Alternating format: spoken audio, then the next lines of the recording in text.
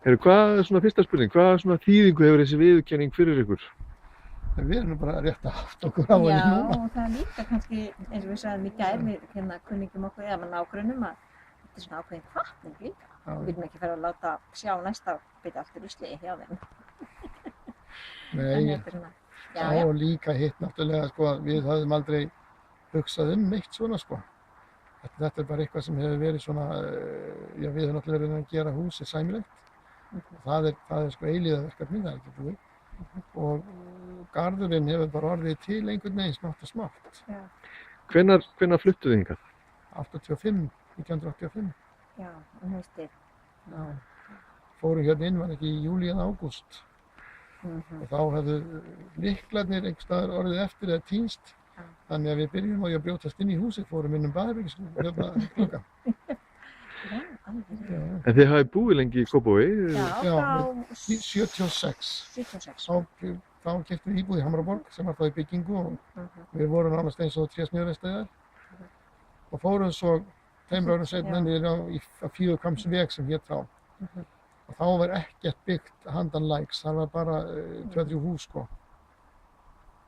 Börnin sko fóru í eggjáleit og fóru svo, kom fyrir fundur líka mannabein sem það var verið að grafa hérna fyrir sko Hafnarfjarðarveginum eitthvað að laga hann og þá fóru að koma upp sko aftökustöðum svona gömul og fiskin bein og kom tilkynnt okkur það hefðu séu hauskúpföðum það er lærleggi sko. En þetta hverfi hérna, þetta er náttúrulega bara, þetta er alveg rosalega gott skjól hérna og svona skjólinn í sólaráttin er bara skjól hér sko.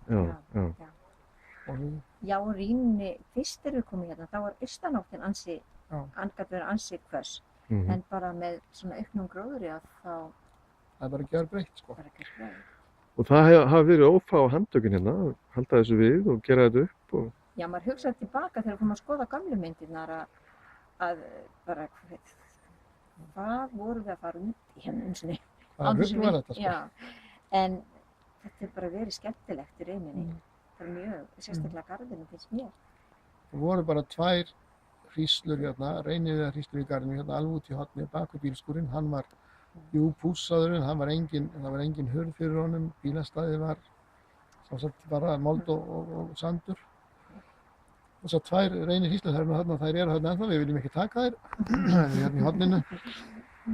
Og hérna alveg í horninu á landamærunum. Og en allar aðrar plöntur hafa borist hingað og sumar eru frá sko þessu ágæta fólki sem við bjöggum með niður á Fífuhvammsvegi eða Fífuhvammi. Það voru mikla blómakonur. Já, og meira segja frá konu sem við byrjuðum að leigja hjá niður í Barmahlíð. Hún á hérna plöntur ennþá, hún dó fyrir mörgum árum svo konu. Og eruð þið alltaf af í garðinum og í húsinu? Nei, alls ekki. Hann stoppar mig aldrei eða okkur aldrei af. Það stjórnar okkur ekki. Nei, og ekki gera það. En ég get alveg gleymt mér út í garði. Ég ætla bara að vera klukkutíma, en Guðmundur kallar á mig kannski eftir ákveðin tíma og spyr hvað ég veit hvað klukkan sé. Þannig að þetta er bara svona. Og hann er ekkert búinn, hann hefur aldrei verið teiknaður. Jú, náttúrulega framanverður. Jú, framanverður, þá fengum við hjálp sko. Lilja Ólafsdóttir. Hefur kannski að labba þessum hérna? Það er svona smá rigning í... Er alltaf rigning hérna? Nei, það er bara 2 árum sumri. En þú verður alls mikið í sumar. Það er fínt í fyrir sumar. Þá vorum við bara, við nánast fluttum út sko, bara borðuðum hérna alveg úti. Hérna sko, hérna var þessi uppganga var allt önnur og þetta var allt í órætt. Þetta var bara sína. Og bílastæðið sem er það sem ekkert gert af meistri, við gerðum þetta sjálf og við börðum það niður með höndunum. Við notuðum engar vélar eða neitt. Engar þjappar eða neitt. Og ágættur hérna nágrann okkar hann Vilmi, sem var kallaði Villi Múr hérna móti, hjálpaði okkur oft. Hann kom og tók einmitt sýnishorn úr jarðveginum hérna sandinum og setti vatn í og færði í með fingrinum og setti svo upp í sig. Og þá sagði hann að það væri salt vegna þess að þetta var í sjávarborð. Já, þá máttu við. Svona nefnilega unnu frumbyggja þeir bara hjálpuðu sér sjálfir. Svo var Kjartan Ólafsson hérna móti innbeitt maður sem og hafði ferðast allt Ísland og var þannig lönd gangandi. Kom oft til okkar og við spjöldum saman. Það var frumbyggji líka. Alveg stórkostlegi kallar.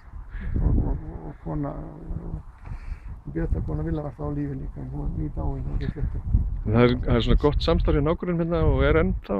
Hérna milli mjög gott samband hérna milli. Og líka hérna Hérna, þessi tvö hús hérna eru byggð eftir sömu teikningu, þau eru gjörólík. Og teikningin á okkar húsi er ekkert eins og húsi. En þetta voru ættingjar hér víst sem byggu á milli og síðan var ákveðið þegar þetta grindverk kom á milli okkar hér að það er hlið hér þannig að við getum gengið ennþá á milli húsa. En þú kannski sátt í gær þegar það komu nágrunandi til ykkar. Það er það sem við finnum kannski stundum eftir því fyrir okkur hvort við ættum að flytja. Hér er gott veður og líka mjög miðsvæðis. Já, mjög miðsvæðis. Við erum enga stund út í Sund, við erum þú veist að fleira. Við fórum í íbúðum daginn í öðru sveitarfélagi sem ekki skal nefnt. Þar var mjög falleg blokkaríbúð. Þegar maður leit út voru bara björgin alls staðar á móti. Hérna uppi sjáum við sjáum þegar að Dorrit og Ólafur kom út á inn í skónum. Svo sjáum við hérna yfir í Garðabæinn og við sjáum hérna í Breiðholt. Þannig við erum ekki lokuð inni og við erum náttúrulega dreifbýlisfólk í eðli. Eigum við að labba kannski aðeins hérna? En hvað hefur verið kannski svona erfiðast í öllum þessum framkvæmdum hérna eða hvað hefur verið svona tekið mest á? Hliðin á garðinum, hann var engin stuttur veggur hérna að framan, hann var bara brekka hérna og svo hálfgerð drofabað og það var okkur dálítið hausverkur hvernig ósköpunum ætluðum við að gera þetta. Svo styrktum við garðinn og þá var brekka niður á það svæði sem ég þurfti alltaf að slá. Það var svo mjög erfitt. Þannig að það var líka mikil umræða hvað við ættum að gera hér. Þangað til að stúlka sem við þekkjum vel, hún fór að læra landslagsarkitekt. Hún teiknaði þetta upp fyrir okkur. Og var þá með þennan pall hérna í huga, okkar pall sem við sátum á. Þið sjáum það er þessi hérna skúffa hér eða hilla á honum og þá var þetta svona endurspeglaði þetta einhvern veginn. Þetta var rosalega góð framkvæmd, alveg bara meira. Ok. Og eru þið með eitthvað ráð fyrir Kópavogsbúa og aðra sem eru svona hugað görðunum sínum og umhverfi?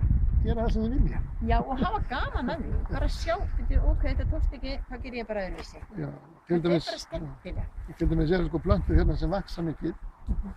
Það þýðir það að þær fá ekki að vera hérna lengur. Eða þær vel að minnka. Það þurfum við að taka það og skera það niður og kljúfa þær. Eða flytja það kannski eitthvað annað. Já.